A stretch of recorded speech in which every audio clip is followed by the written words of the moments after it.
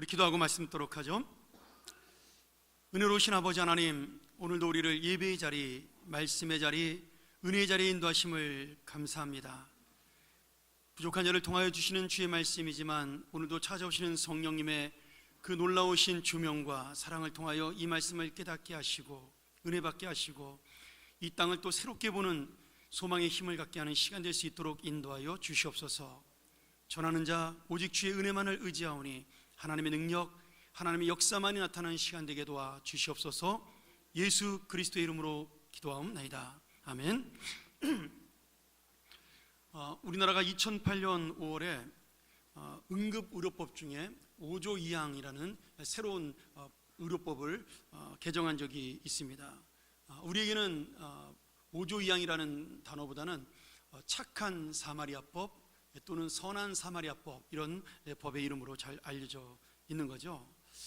이 법은 어떤 법이냐면 위급한 상황에 처한 어떤 사람을 돕다가 그 도운 사람이 만약에 그 도움이 필요한 사람을 다치게 하거나 손해를 끼쳤을 경우 일부러 그런 것이 아니면 민사상과 형사상의 책임을 지지 않는다라는 의료 면책법입니다.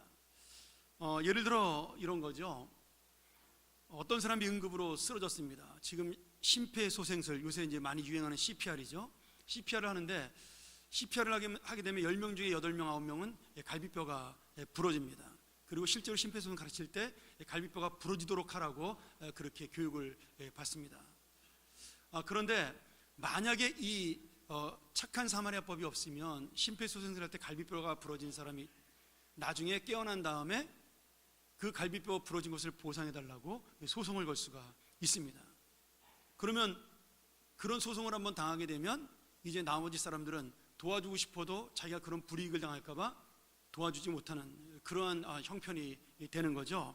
그래서 이 법은 도움 준 사람의 순수한 마음을 인정하고 또 도움이 필요한 사람에게는 적극적으로 사람들이 도울 수 있도록 그렇게 만든 의료 면책 법입니다. 이미 선진국에서는 미국이나 카나다나 많은 나라들에서는, 유럽이나 이런 나라들에서는 이미 시행이 되고 있는 법이었는데 저희도 한 10년 전에 이 법이 제정이 되었습니다.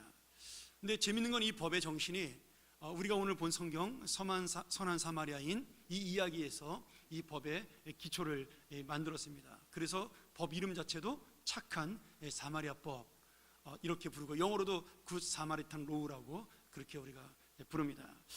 그런데 사실 오늘 이 말씀을 보면서 단순히 우리가 착한 사마리아법을 만드는 정도에 대한 이야기가 아니라 이 선한 사마리아 사람이라는 비유에 대해서는 굉장히 깊은 의미가 담겨져 있습니다.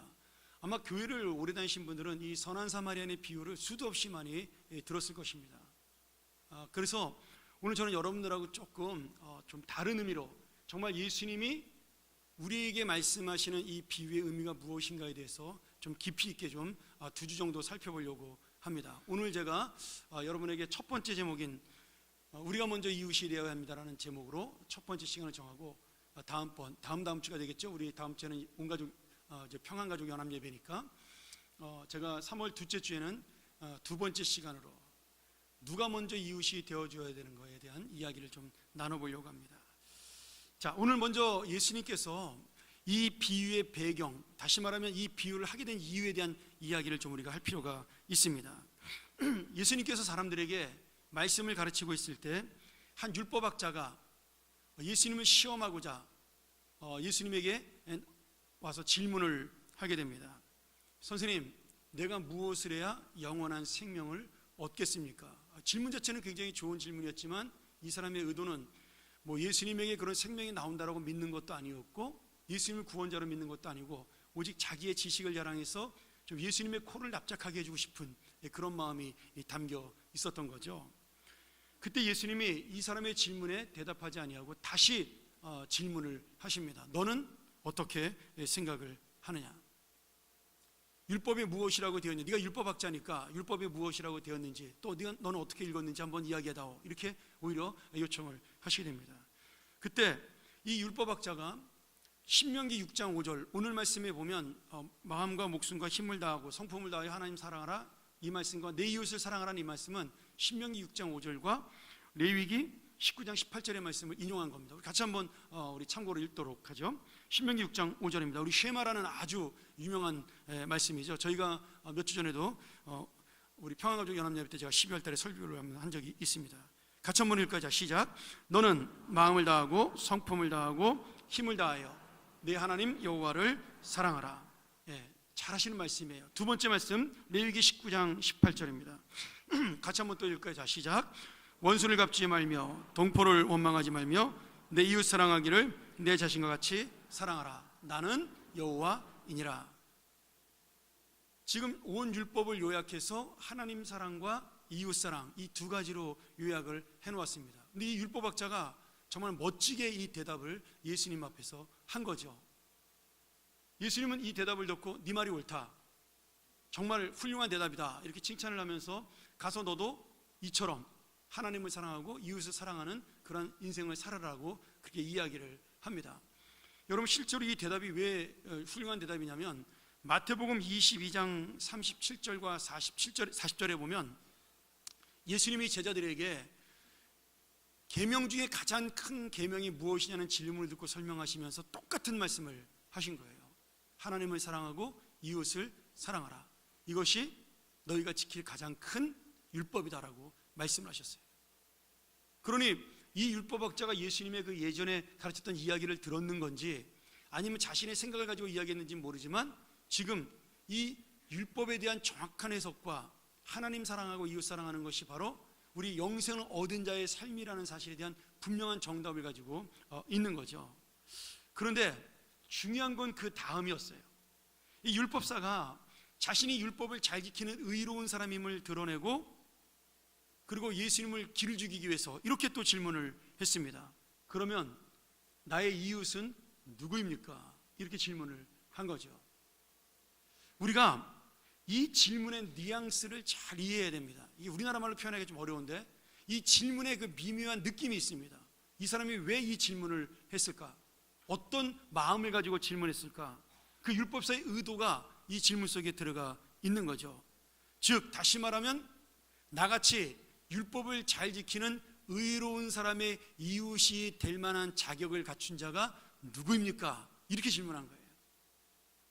내가 아무나 이웃 삼을 수는 없고 내가 아무나 친구할 수는 없고 나 정도 되는 사람하고 친구하려면 자격은 어떤 겁니까? 이렇게 질문을 한 거죠.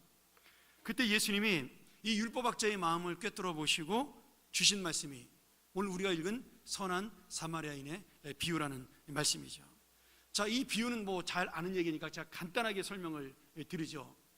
어떤 사람이 여리고라는 지방에서 예루살렘으로 올라가다가 그 길 중간에 강도를 만나게 됩니다. 가진 것을 몽땅 다 뺏긴 것뿐만 아니라 그 강도에게 두들겨 맞아가지고 거의 죽을 뻔한 중상에 처하게 된 거죠. 그리고 길에 누워 신음하며 죽어가고 있는데 그때 마침 같은 길을 가고 있던 제사장이 예루살렘으로 제사를 지내러 가다가 그 사람을 발견하고는 모른 체하고 그냥 외면하고 지나갔습니다. 두 번째로 똑같이 예루살렘으로 제사를 지내고 말씀을 가르치러 가는 레위인, 그 사람도 또 이 사람의 신음하는 소리를 듣고도 모른 체하고 지나갔습니다.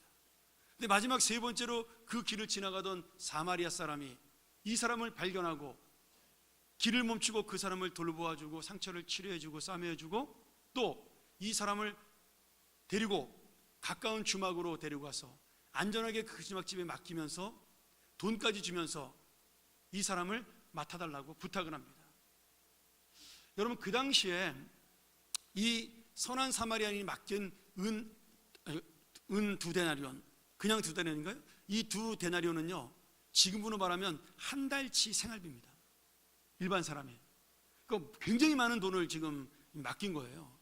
얼굴도 모르고 이름도 모르고 처음 본 사람에게 그 사람을 돕기 위해서 한 달치 생활비를 주막집 주인에게 주면서 이 사람 좀 돌봐줘라. 만약에 돈이 모자라면 내가 돌아오다가 이 사람에게 더 많은 치료비가 들어갔으면 돈을 더 주겠다. 그러니 이 사람을 꼭 잘 돌봐줬으면 좋겠다. 그리고 자기의 이름도 알려주지 않고 정말 선한 일을 하고 자기의 길을 떠난 겁니다. 자, 전혀 모르는 사람에게 사랑과 자비를 베풀었다. 굉장히 중요한 이야기죠. 우리가 오해하지 말아야 될 부분이 있습니다.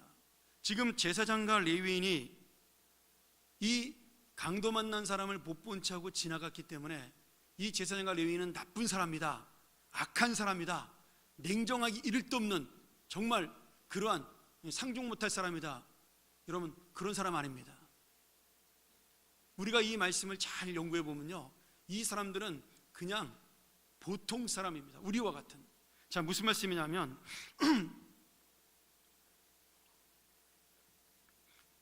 여리고성은 예루살렘까지의 거리가 25km 정도 떨어진 아주 잘 사는 도시였어요. 여호수아가 정복했던 여리고성이 이 성이 맞습니다. 그런데 이 성은 예루살렘에서 가까웠고 그리고 살기가 좋았습니다. 이스라엘 지역 중에서 해발 250m 아래에 있었기 때문에 서늘한 지역이고, 그래서 많은 사람들이 여기에 모여 살았어요. 당시 예루살렘에 성전이 있었기 때문에 그 지도 한번 보여주실까요? 예루살렘 성전에 그 예배를 드리러 가던 제사장들이 레위인과 함께 이 여리고성에 그 당시에 예수님 당시에 약 12,000명 정도가 마을을 이루고 살았다 그래요. 그러니까 제사장과 레위인이 12,000명 살 정도의 도시면 나머지 사람들까지 합치면 엄청나게 큰 도시를 이루고 산 거죠. 그리고 지금 저 길이 지금 여리고에서 예루살렘으로 가는 길을 공중에서 사진을 찍은 길인데, 지금 현대의 길이죠. 저 길을 이용해서 옛날에도 그렇게 간 겁니다. 근데 저 길이 25km고 지금 길을 사진을 보면 아시겠지만 올라가는 비탈길이에요. 그래서 성경이 뭐라고 되어 있어요? 예루살렘으로 올라간다는 단어를 씁니다. 반대로 예루살렘으로서 여리고로 올 때는 내려간다는 단어를 쓰는 겁니다. 그렇게 낮은 위치에 살고 있었고 낮은 위치였으니까 기후가 좋았습니다. 그러니 그 지역에는 제사장과 레위인만 많이 산 것이 아니라 장사하는 사람들, 예루살렘에 가가지고 사업하는 사람들도 많이 같이 사는 거죠. 문제는 뭐냐면 그 당시에 그렇게 잘 사는 사람들이 많았기 때문에 이 여리고에서 예루살렘으로 올라가는 길이 약간 험했습니다. 산길이니까. 거기에 가난한 강도들이 많이 등장을 하기 시작을 하는 겁니다. 그래서 지나가는 사람의 물건을 빼앗거나 아니면 돈을 빼앗고 해치는 그런 일들이 많이 실제로 발생을 했습니다. 그리고 어떤 강도 같은 경우는 머리를 써서 사람들이 말을 타고 빨리 도망가니까 잡지를 못하니까 어린아이나 여자가 거기 아픈 것처럼 누워있는 것으로 가짜 환자 행세를 하게 해서 그 사람을 율법대로 돌봐주려고 접근하면 그때 나타나서 그 사람에게 돈을 빼앗는 그런 강도들도 많이 있었습니다. 그러니까 이미 여리고에 살고 있던 사람들은 그런 강도의 행태들을 알고 있었기 때문에 지금 이 예화를 예수님께서 들었을 때 머릿속에 그림이 그려지는 거예요. 아, 맞아, 거기는 그런 곳이지, 강도가 많은 곳이야. 그런데 문제는 뭐냐면 지금 이 여리고성에서 예루살렘으로 올라가는 도중에 강도 만난 사람을 도와준 사람이 제사장과 레위인, 율법을 잘 지키는 의로운 사람이 아니라 사마리아 사람이었다는 거죠. 그러면 제사장과 레위인이 나쁜 사람이었느냐? 아니에요. 이렇게 강도를 만난 적도 많았고 또 가짜 환자가 많았으니까 그런 현상으로 바라볼 때 현실적 상황에서 이 사람들이 도와주기가 쉽지 않았다라는 겁니다. 또한 레위인과 제사장은 한 번 제사를 지내러 가면 1년 동안 그 직무를 감당을 합니다. 그런데 죽은 사람을 만지게 되면 그 직무를 못하게 돼 있어요. 다시 돌아가야 됩니다. 그러니까 지금 죽어가는 사람을 혹시 내가 돌보다 그 사람이 죽어버리면 나는 예루살렘으로 못 가게 되는 겁니다. 그러니 피한 거죠. 우리 레위기 21장 1절 한번 볼까요? 같이 한번 읽겠습니다. 자, 시작. 여호와께서 모세에게 이르시되 아론의 자손 제사장들에게 말하여 이르라. 그의 백성 중에서 죽은 자를 만짐으로 말미암아 스스로를 더럽히지 말려니와. 제가 요거 금요기도 때 좀 깊이 있게 설교한 적이 있었죠. 왜 죽은 사람을 만지면 부정한 거냐? 죽음은 어디서부터 온 거다? 죄로부터 온 겁니다. 아담이 죄를 짓고 하나님이 정령 죽을 것이다 이렇게 말씀하셨잖아요. 그러니 죽었다라는 것은 그 죽은 사람이 정말 더럽다라는 것이 아니라 죽음을 상징하는 부정한 것의 대표였어요. 그러니 거룩한 영원하시고 살아계신 하나님을 예배하는 자는 그 죽은 자 죄를 만지면 안 되는 겁니다. 그런 의미로 지금 이 시체를 만지면 안 되게 하나님이 법을 제정해 놓으신 거죠. 이 의미는 뭐냐면 죄가 그만큼 무섭다라는 걸 가르치기 위해 만든 법이라는 거예요. 그래서 제사장과 레위인은 죽은 짐승이나 사람을 만지면 제사에 참여하지 못하게 되어 있었습니다. 그러니까 지금 이 제사장과 레위인이 죽어가는 사람을 모른 채 하는 나쁜 사람이다, 뭐 잔인하고 매정한 사람이다, 그런 의미라기보다는 이런 여러 가지 어려운 현실적인 상황들, 그런 상황들이 그 두 사람으로 하여금 못 본 채 할 수밖에 없는 일을 만든 거죠. 우리의 마음속에도 그런 거 있지 않습니까? 뭐 우리가 아는 사람도 아닌데, 어려운 사람을 이야기를 들었는데 우리가 아는 사람도 아닌데, 또 아무도 보는 사람이 없는데, 그런 생각을 할 수밖에 없는 거죠. 2주 전에 저희 어머니가 요양하고 계시는 요양원이 교회를 운영하는 목사님이 하시는 곳인데, 그 교회가 그 임시 막 사라진 노인들과 그 장애인들만 오는 교회예요. 아주 가난한 교회고 어려운 교회를 그 목사님이 도우시는데, 지지난주에 홀라당 불이 나가지고 다 타버렸습니다. 사진을 저한테 보내오셨어요. 기도하고 도와달라고. 근데 정말 그 스레트 건물은 보험도 안 된대요. 그래가지고 탔는데 정말 하나도 안 남고 다 탔더라고요. 뼈대만 남고. 그래서 제가 내일이나 뭐 가서 이렇게 저도 조금 도움을 주려고 하는데, 여러분, 그런 일을 만났을 때 만약에 그게 신문에 났으면 제가 도울까요, 안 도울까요?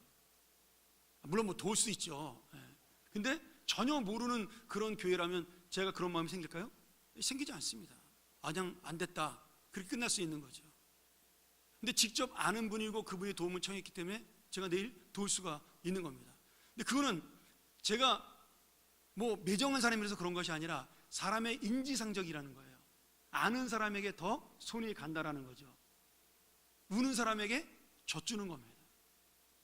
우리가 선교사를 도울 때도 솔직히 제일 먼저 돕고 싶은 사람이 누구죠? 제일 일을 많이 하는 선교사님이요? 여러분, 아닙니다. 오해입니다. 제일 친한 선교사님입니다. 이게 사람의 마음이거든요. 그러니까 지금 이 제사장과 레위인도 보통 사람인 거예요. 평범한 사람인 겁니다. 이 현실에 순응하는 그러한 사람이라는 거죠. 특별하다면 사마리아 사람이 특별한 겁니다. 아무 연고도 없는데, 그리고 자기를 싫어하는 유대인이 지금 다쳤는데도 불구하고 무조건 도우러 갔다. 이 사람이 특별한 사람인 거죠. 오늘 여러분, 지금 이 제사장과 레위인을 바라보면서 나는 어떤 사람인가? 별다른 사람이 아니라는 겁니다. 어쨌든 예수님의 비유는 지금 의롭고 거룩한 사람으로 여겨진 제사장이나 레위인이 아니라 이스라엘 사람들이 경멸하고 멸시하는 사마리아 사람이 착한 사람으로 지금 등장합니다. 그러니까 이웃이 누구냐는 질문을 던진 율법학자뿐 아니라 이 말씀을 듣고 있던 수많은 사람들에게 놀랍고 충격되는 말씀이었어요. 아니, 우리가 존경하는 의로운 제사장과 레위인이 아니라 우리가 멸시하는 저 더러운 사마리아인이 어떻게 착한 사람이냐, 그 마음이 먼저 들어온 거죠. 왜 이스라엘 사람들이 사마리아 사람들을 싫어합니까? 우리 예전에도 한번 배웠죠. 이스라엘이 남북으로 갈라진 다음에 주전, 다시 말하면 BC 722년에 북이스라엘이 먼저 남유다보다 150년 먼저 아수르라는 나라에게 멸망을 당하게 됩니다. 근데 이 아수르 나라는 굉장히 호전적인 민족인데 모든 나라 사람들을 민족 동화 정책을 사용했어요. 그래서 그 자기네가 정복한 민족과 자기 민족을, 또 아니면 다른 민족들을 같이 섞여 살아서 결혼을 시켰습니다. 그래서 한 민족으로 만드는 민족 동화 정책을 사용한 거예요. 그러니까 북이스라엘의 수도였던 사마리아에도 많은 이방인들, 아수르 사람들과 이방인들이 들어와서 북이스라엘 사람들과 결혼을 하게 되었습니다. 그리고 세월이 많이 지난 다음에 돌아보니까 그 북이스라엘 사람들의 후손들은 전부 뭐가 된 거예요? 혼혈 민족이 된 겁니다. 그런데 150년 뒤에 BC 586년에 멸망했던 남유다는 더 강한 바벨론 나라의 포로로 잡혀갑니다. 그런데 그곳에 70년 동안 포로 생활하면서 그 남유다의 백성들은 바벨론 사람이랑 이방 사람이랑 교류나 결혼을 하지 아니하고 순수한 혈통을 유지하고 다시 70년 만에 돌아옵니다. 예루살렘으로 돌아와서 보니까 자기들보다 먼저 지금 북이스라엘의 사마리아 지역에 살고 있던 사람들은 이미 다 혼혈 민족이에요. 그래서 이들 마음속에 어떤 생각이 들었어요? 아, 너희들은 우리와 혈통이 다른 더러운 민족이다.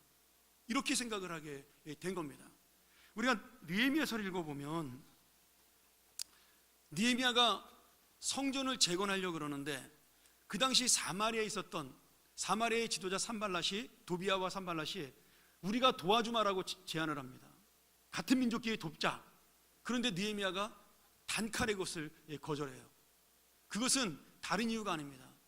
지금 사마리아 사람들이 혼혈 민족이 되어서 우상을 섬겨서 하나님을 믿더라도 제대로 된 하나님을 섬기지 못한다라고 생각을 했기 때문에 그들의 제안을 거절하게 됩니다. 그 이후로 이 북이스라엘 출신인 사마리아 사람과 남유다의 출신인 이스라엘, 다시 말하면 유대인들은 원수처럼 지내게 되었습니다. 그렇게 서로 소 닭 보듯이 지내다가 가장 결정적으로 원수가 된 사건이 일어났는데 이스라엘 역사에 BC 109년이 있습니다. 주전 109년이죠. 그때 이스라엘은 잠깐 동안 독립국가를 이루고 있던 시대였어요. 헬라나 로마에게 정복당하지 아니하고, 그때 왕이었던 요한 힐카누스라는 이 이스라엘의 왕이 힘이 세지면서 이 사마리아를 침략해 들어가서 사마리아 성에 있는 이 사마리아 성전을 전부 다 불태워서 없애버렸습니다. 너희들이 혼혈 민족이 돼가지고 하나님 믿는 건 다 가짜다. 너희들이 하나님 믿으면 안 된다. 이래가지고 전부 다 성전을 불태워버렸습니다.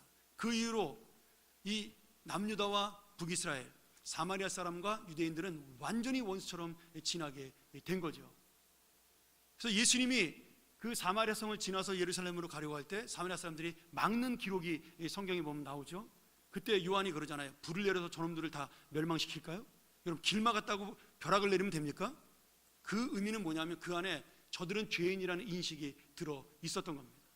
그러니 예수님이 요한복음 4장에 사마리아 여인에게 전도한 것, 사마리아 성에 복음을 전한 것은요, 지금 이 세상 복음의 역사가 하나님의 역사로 모든 사람에게 있다는 것을 보여주는 놀라운 사건이라는 거예요. 오늘 이 선한 사마리아인의 비유는 이미 예수님이 이방인의 구원을 염두에 두고 하신 말씀인 것을 보여주고 있다는 거죠. 근데 지금 이스라엘 사람들은 전혀 상상할 수 없었던 얘기를, 이 더러운 사마리아 사람을 정의롭게 이야기하는 예수님을 보면서 충격을 받고 예수님의 그 이야기가 싫었던 겁니다. 그렇기 때문에 예수님이 이 비유를 말씀하신 다음에 이웃이 누구입니까? 라고 물어봤던 율법학자에게 질문하잖아요. 너는 누가 이웃이라고 생각하냐? 그랬더니 그가 뭐라고 대답해요? 사마리아라는 이름조차 말하기 싫어서 자비를 베푼 사람입니다. 이렇게 대답을 하는 겁니다. 나 그 사람 싫다 이거예요. 오늘 여러분, 우리가 우리의 이웃이 누구냐, 그것을 생각하기 전에 먼저 중요한 두 가지를 생각해야 되는 겁니다. 이 강도 만난 자의 이웃이 누구냐 전에, 그러면 강도 만난 자가 누구냐는 거죠. 제가 오늘 여러분에게 두 가지로 그 이야기를 나누고 말씀을 정리하겠습니다. 첫 번째, 강도 만난 사람은 누구냐? 지금 율법을 거룩하게 지키고 자기가 의롭다고 생각하고 착각하는, 그래서 예수님을 무시하고 사람들의 칭찬과 인정을 받기 원하는 이 율법학자의 말로 주님이 그 마음속을 들여다볼 때 하나님의 은혜가 없는 가난하고 불쌍한 영혼이라는 겁니다. 죽어가는 영혼이라는 거예요. 지금 율법사가 예수님에게 이 질문을 할 때의 의도는요, 나는 율법을 잘 지키기 때문에 당신이 필요 없습니다. 당신의 구원이나 사랑이 없어도 괜찮습니다. 내가 이 질문을 하는 이유는 예수님이 정말로 율법에 대해서 아는 분인가 시험하기 위해서 질문을 하는 겁니다. 또는 내가 사람들에게 율법을 잘 알고 지키는 의로운 사람임을 드러내기 위해 질문을 한 거죠. 그러니 이 율법사의 마음속에는 예수님이 어떤 사람과 같은 거예요? 자신에게 필요 없었던 사마리아인과 같은 그러한 사람이었어요. 예수님이 그 마음을 알았던 거죠. 본인은 깨닫지 못하고 있었지만 그 영혼은 지금 영적으로 죽어가는 강도 만난 자와 같습니다. 하나님의 은혜를 필요하지 않고 하나님의 사랑을 필요로 하지 않으면서 오직 자신의 율법과 자신의 능력으로 살아가겠다고 생각하는 그 율법학자야말로 정말로 죽어가는 영혼인 거죠. 한번 생각해 보세요. 여러분, 정상적인 상황 속에서 유대인이 사마리아 사람의 도움을 받았을까요? 이 사람이 강도를 만나 죽게 된 것이 아니라 가다가 물이 떨어졌어요. 근데 하루만 참으면 물을 딴 데 가서 얻을 수가 있는데 사마리아 사람이 같이 지나가는데 나 물 좀 주세요라고 말할까요? 천만의 말씀입니다. 애지간히 힘들지 않고서는 사마리아 사람을 쳐다도 보지 않았을 것입니다. 지금 죽게 되었기 때문에 자기의 힘으로는 꼼짝도 못하는 처지가 되었기 때문에 사마리아 사람이 그를 치료하고 안아도 어쩔 수 없이 그에게 자기 몸을 맡길 수밖에 없었던 겁니다. 지금 이 말씀 속에는 예수 그리스도의 은혜, 다시 말하면 영혼과 생명을 사랑하고 죽어가는 자, 나를 싫어하든 나를 좋아하든 그 영혼에 대한 안타까운 마음을 가지고 복음을 전하기 원하는, 주님의 사랑을 전하기 원하는 예수님의 마음이 담겨져 있다라는 거예요. 율법사들, 유대인들은 예수님을 미워했습니다. 예수님의 말씀을 듣지를 않았어요. 심지어 나중에는 예수님을 십자가 달려 죽이기까지 한 거죠. 그럼에도 예수님의 마음은 뭐예요? 그들을 사랑하고 그들이 구원받고 그들의 영혼이 하나님 앞에 새로운 생명을 얻기 원하는 것이 예수님의 마음이었다는 거예요. 오늘 여러분, 우리가 과연 어떤 마음으로 예수를 믿고 있을까요? 오늘 율법학자와 같은 그 사람이 두 번째로 바로 강도 만난 우리와 같은 이 사람입니다. 여러분, 이 세상을 살다 보면요, 누구나 예기치 않게 강도를 만날 수가 있습니다. 내가 육신의 강도를 만날 수도 있고 재물의 강도를 만날 수도 있고 영혼의 강도를 만날 수도 있어요. 그런데 가장 무서운 강도는 어떤 강도냐면 우리의 믿음과 우리의 은혜를 빼앗는 사탄과 같은 강도입니다. 우리 한번 하나님 말씀 다시 한번 볼까요? 우리 베드로 사도가 고난 속에 살고 있는 그리스도인들, 그 성도들에게 하나님의 말씀으로 위로한 말씀이 있습니다. 베드로전서 5장 7절과 8절입니다. 우리 한번 천천히 이 말씀을 읽어보도록 하죠. 같이 읽습니다. 너희 염려를 다 주께 맡기라. 이는 그가 너희를 돌보심이라. 8절, 근신하라, 깨어라. 너희 대적 마귀가 우는 사자같이 두루다니며 삼킬 자를 찾나니. 이 세상을 살아가는 모든 그리스도인들은요, 염려와 근심이 있을 수밖에 없습니다. 왜냐하면 사탄 마귀가 그것을 통해 우리를 넘어뜨려 하기 때문이죠. 그냥 우리를 넘어뜨리는 것도 아니고 지금 우는 사자처럼 우리를 노리고 있다라는 거예요. 그런데 이 사탄이, 이 마귀가, 이 세상이 우리가 살면서 이 세상에서 가장 중요한 하나님 주신 것을 빼앗아갈 때가 있습니다. 그것을 빼앗기 위하여 지금도 우리의 마음에 혈안이 되어 있는 거죠. 제가 이 말씀을 보면서 우리에게 가장 중요한 것이 무엇일까를 한번 생각을 해봤습니다. 물론 저와 여러분이 생각이 다를 수가 있어요. 그런데 오늘 예수 그리스도의 이 비유를 바라보면 지금 사탄이 빼앗고자 하는 가장 중요한 것이 무엇이냐? 바로 나의 죄와 무능을 깨닫고 전적으로 주님을 의지하고 싶은 믿음과 마음을 빼앗는 겁니다. 이게 사탄의 작전이에요. 예전에는 총과 칼로 예수를 믿지 못하게 했습니다. 나를 감옥에 가두고 그리고 나를 죽임으로 고난을 줌으로 예수를 믿지 못하게 했어요. 지금은요, 아닙니다. 사탄은 우리에게 이렇게 말하죠. 야, 너 오늘 교회 가 11시 다 돼가지 않냐? 빨리 교회 가라. 예배 드려. 괜찮아. 말씀 듣고 제자훈련도 하고 그리고 1:1 양육도 하고 얼마나 좋냐?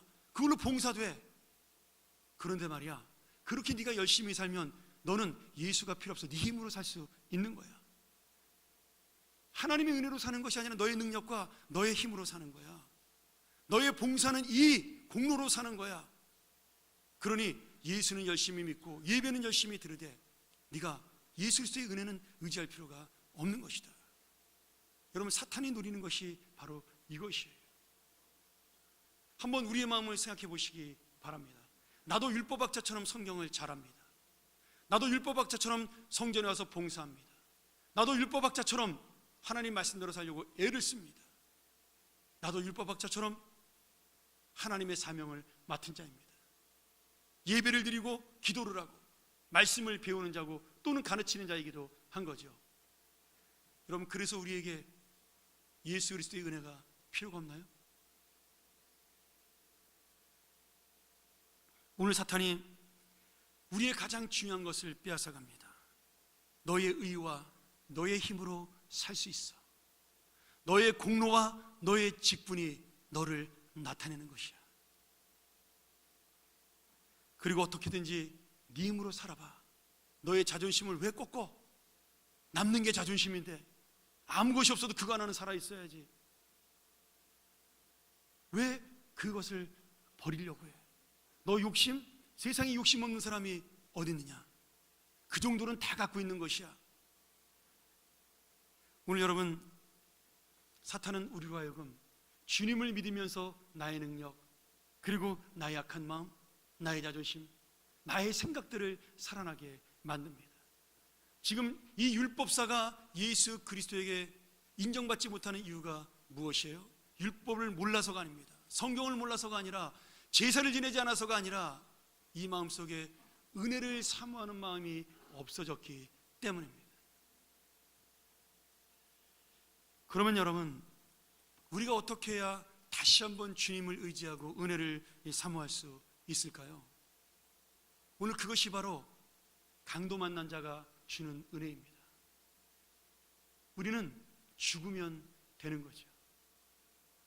강도 만난 자는 자신의 힘으로 아무것도 할 수 없는 그러한 처지에 놓이게 되었습니다.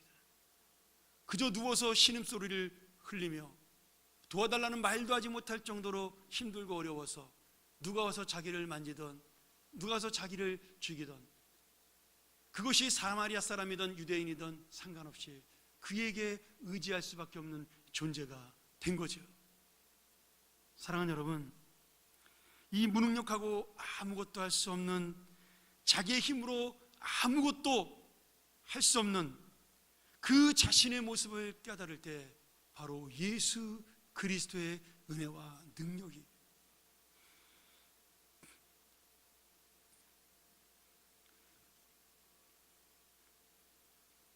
우리 안에 강력하게 나타날 수밖에 없습니다. 사랑하는 여러분, 내 힘으로 살 수 있고 내 능력으로 살 수 있다면 주님은 더 이상 우리에게 필요하지 않은 거죠. 아니, 어쩌면 우리는 나를 도우려고 손을 내미시는 예수 그리스도를 뿌리치는 그러한 헌신자요, 그러한 사명자요, 그러한 성도로 살아갈 수 있다라는 겁니다.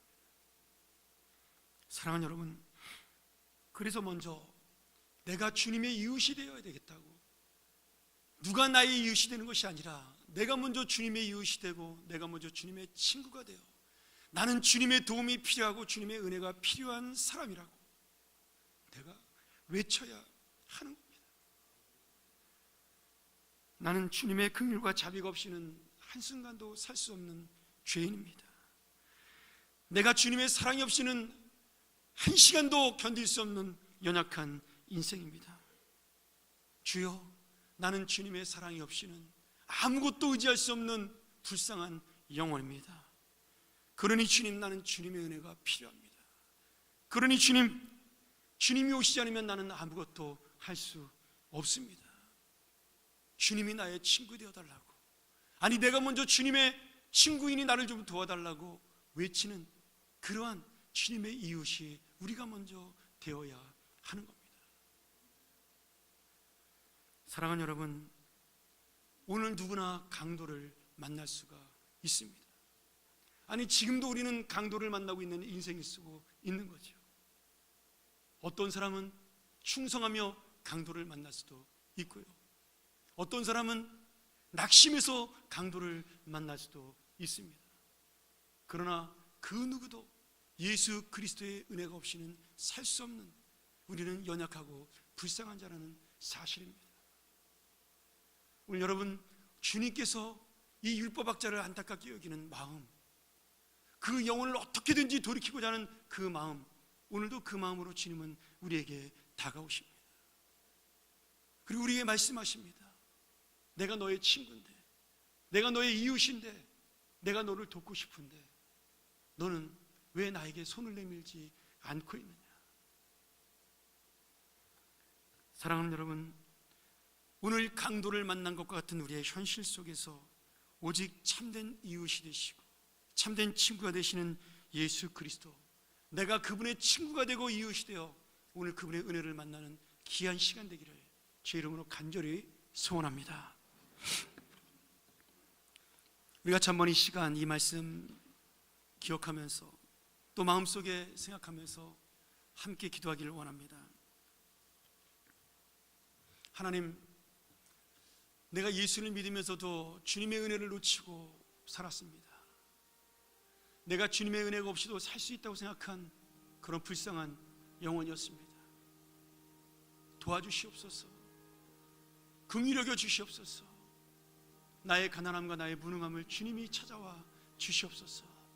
우리 시간 같이 한번 통성으로 주님 앞에 기도하겠습니다.